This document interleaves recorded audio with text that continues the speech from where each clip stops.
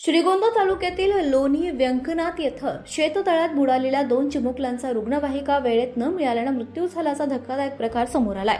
या घटनेनंतर संतप्त ग्रामस्थांनी प्राथमिक आरोग्य केंद्राला कुलूप ठोकून वैद्यकीय अधिकाऱ्यांवर कारवाईची मागणी करत तीव्र आंदोलन केले। प्रशासनाच्या लेखी आश्वासनानंतर तणाव निवळला। सकाळी 8च्या सुमारास आनंदी अनिल कांडेकर आणि वीरा प्रवीण कांडेकर दोघींचेही वय वर्ष 3 या 2 बालिका शेततळ्यात पडल्या। घरातील किसन कांडेकर यांनी त्यांना बाहेर काढून तातडीनं गावातील डॉक्टर राहुल पवार यांच्या खासगी रुग्णालयात दाखल केलं। तिथे प्राथमिक उपचार करून पुढील उपचारासाठी त्यांना त्वरित हलवण्याचा सल्ला देण्यात आला। यासाठी लोणी प्राथमिक आरोग्य केंद्रातून रुग्णवाहिका मागवण्यात आली। मात्र डॉक्टर स्नेहल गायकवाड आणि केंद्राचे प्रभारी डॉक्टर प्रशांत मुळे यांच्याशी संपर्क साधला असता त्यांनी रुग्णवाहिका देण्यास नकार दिल्याचा आरोप ग्रामस्थांनी केलाय। परिणामी दोन्ही बालिकांना खासगी वाहनानं काष्टी येथील रुग्णालयात नेण्यात आलं। मात्र तेथील डॉक्टरांनी त्यांना मृत घोषित केलं। घटनेनंतर संतप्त ग्रामस्थांनी मृतदेह आरोग्य केंद्रात आणून डॉक्टर मुळे यांच्यावर निलंबनाची कारवाई होत नाही तोपर्यंत अंत्यसंस्कार करणार नसल्याची भूमिका घेतली आहे। काही नागरिकांच्या समजुतीनंतर मृतदेह शवविच्छेदनासाठी श्रीगोंदा ग्रामीण रुग्णालयात नेण्यात आले। मात्र नातेवाईक उपस्थित नसल्याचं कारण देत शवविच्छेदन न झाल्याचा आरोपही करण्यात आलाय। ग्रामस्थांनी आरोग्य केंद्राला कुलूप ठोकून घोषणाबाजी केली। परिस्थिती चिघळल्याने अतिरिक्त जिल्हा आरोग्य अधिकारी डॉक्टर ज्योती मांडगे, तहसीलदार सचिन डोंगरे, गटविकास अधिकारी राणी फराटे आणि पोलीस निरीक्षक संजय ठेंगे घटनास्थळी दाखल झाले। यावेळी पोलीस आणि ग्रामस्थांमध्ये शाब्दिक बाचाबाची सुद्धा झाली। अखेर डॉक्टर मांडगे यांनी डॉक्टर प्रशांत मुळे यांच्याकडील पदभार तात्काळ काढून घेत त्यांच्या आणि तालुका आरोग्य अधिकारी शैला डांगे यांच्या कामकाजाची चौकशी करून कारवाई करण्याचं लेखी आश्वासन दिलंय। डॉक्टर मुळे यांच्यावर सदोष मनुष्यवधाचा गुन्हा दाखल करण्याची मागणी ग्रामस्थांनी केली आहे। उपविभागीय पोलीस अधिकारी सुजित कुमार क्षीरसागर यांच्या मध्यस्थीनंतर सध्या गावात शांतता आहे। आमचे सहकारी मित्र अनिल कांडेकर यांच्या शेतामध्ये जे शेततळ आहे ते त्यांच्या घराजवळच आहे। सकाळी दोन्ही मुली, त्यांची मुलगी आणि पुतणी या खेळत असताना त्या तलावाकडे गेल्यानंतर तलावात पडल्या शेततळ्यामध्ये। अनिलने दोन्हींना आटोकाट प्रयत्न करून बाहेर काढलं। त्यांचा श्वासोच्छ्वास चालू होता। त्यानंतर तो गावात घेऊन आला दवाखान्यामध्ये। ते दरम्यानच्या काळात लोणी PUCमध्ये फोन केला प्राथमिक आरोग्य केंद्रामध्ये ॲम्ब्युलन्ससाठी। तर तिथं ज्या गायकवाड मॅडम इन्चार्ज आहेत त्यांनी ॲम्ब्युलन्स पाठवते म्हणून सांगितलं आणि तदनंतर त्यांनी वरिष्ठ अधिकारी मुळे, डॉक्टर मुळे यांना फोन केला। त्यामुळे डॉक्टरांनी ॲम्ब्युलन्स देता येणार नाही अशा त्यांना सूचना दिल्या। त्यानंतर ती ॲम्ब्युलन्स काही गेली नाही। ह्या घटनेमध्ये 10-15 मिनिट वेळ गेला आणि सदर पेशंट पुढील हॉस्पिटलला नेण्यासाठी जो मधला कालावधी गेला 15-20 मिनटं, त्यामध्ये त्या दोन्ही मुली गतप्राण झाल्या। ह्या सर्व गोष्टीस डॉक्टर मुळे हे जबाबदार आहेत। आमची गावकऱ्यांची इच्छा आहे की बाबा ह्या अधिकाऱ्यावर कारवाई झाली पाहिजे। मुळात असा विषय ॲम्ब्युलन्स शासनाची आहे। प्रत्येक वेळेस ती ॲम्ब्युलन्स डॉक्टरांना विचारायची।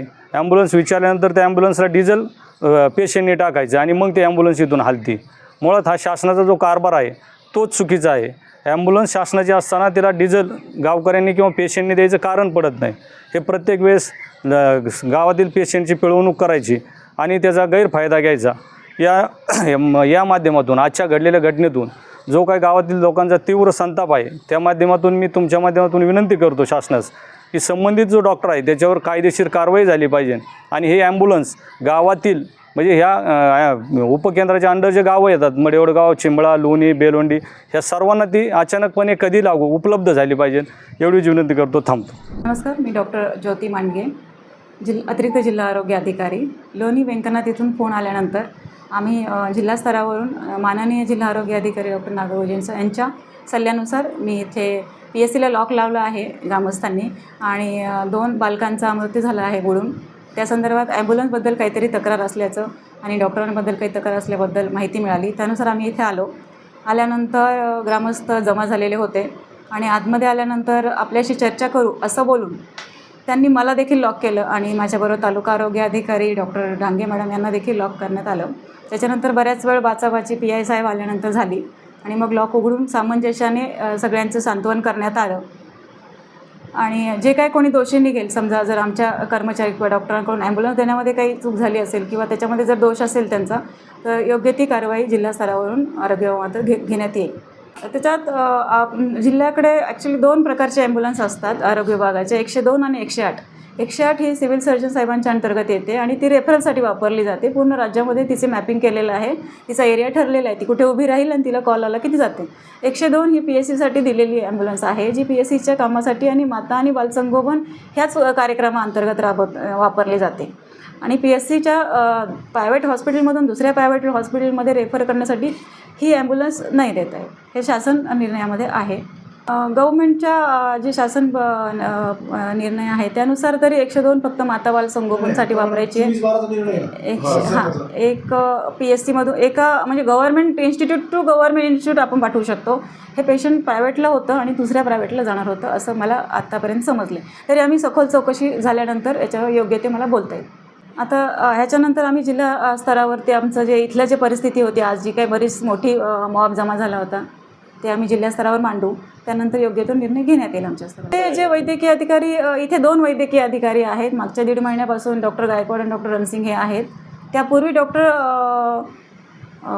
मुळे डॉक्टर होते, त्यांच्याकडे चार्ज होता कारण ते आष्टी PSCचे MO आहेत. खरं तर ह्या PSCला कोणी नसल्यामुळे त्यांना इथे दिलेलं होतं. आता हे दोघे नवीन आलेले आहेत, त्यांचा चार्ज काढून यांच्यापैकी एकाला चार्ज देण्यात येईल जो PSC सांभाळू शकतो व्यवस्थित. अशाबद्दल आम्हाला त्याबद्दल आत्तापर्यंत माझ्याकडे तरी काही तक्रार नाही. हो, 102 ही ॲम्ब्युलन्स जी आहे हे त्यांच्या समन्वयाने ते करत असतील PSC MOच्या, ते आम्हाला सांगता येणार नाही. परंतु 102 ही फक्त माता बाल संगोपनसाठीच डिझेल येतो आणि फार काही फंड येत नाही त्याच्या डिझेलसाठी. आम्हाला government institute to government institute ट्रान्सफरचे आदेश आहेत, प्रायव्हेट टू प्रायव्हेट नाही. मी चंद्रकला महादेव पवार, लोणी व्यंकनाथ, उपसरपंच लोणी व्यंकनाथ. आज या ठिकाणी 2 कांडेकरांच्या लहान छोट्या मुलींचं शेततळ्यामध्ये पडून निधन झालं, अपघाती निधन. त्याबद्दल ज्यावेळेस ॲम्ब्युलन्स मागवली त्यावेळेस त्यांनी सुविधा लवकर दिली नाही, त्यामुळं त्या मुलींचं निधन झालं. त्याबद्दल ॲम्ब्युलन्स व्यवस्थित टायमिंगवर पोहोचली असती तर अशी घटना घडली नसती. त्याबद्दल ही सरकारी सुविधा कमी पडली. त्यांनी जर ते टायमिंगवरती दिलं असतं तर असं घडलं नसतं. त्या हॉस्पिटलमध्ये येऊन त्या गायकवाड मॅडमशी चर्चा केली, त्यांना विचारपूस केली. त्या खूप घाबरल्या होत्या. त्यांना वाटलं की आमच्यामुळं, त्या म्हणल्या की मी बोलले की ही ॲम्ब्युलन्स देऊ म्हणून, पण जे मेन सर होते ते म्हणले की नाही देता येणार. मुळे सर होते ते म्हणले नाही देता येणार. त्यामुळं असं घटना घडली. त्यांना असं वाटलं की मी जर दिली असती तर अशी घटना घडली नसती. त्यांना स्वतःला असं अपराधेवणी वाटतंय. हो, त्या घाबरल्या. मुळे सर निलंबित झाल्याशिवाय हॉस्पिटल उघडून देणार नाही आणि सुविधा देणार नाहीत म्हणून. आवाज जनतेचा, लढा सर्वसामान्य जनतेच्या न्याय हक्कांसाठी.